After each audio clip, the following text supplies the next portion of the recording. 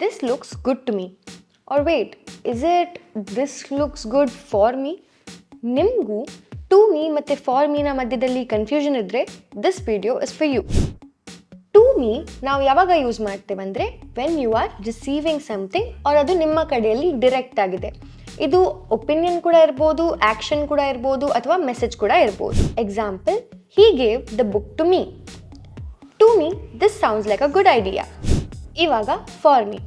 ನಾವು for me ಯಾವಾಗ use ಮಾಡ್ತೇವೆ ಅಂದರೆ ನಮಗೋಸ್ಕರ ಯಾರಾದರೂ ಏನಾದರೂ ಮಾಡ್ತಾರಲ್ವಾ ಆವಾಗ.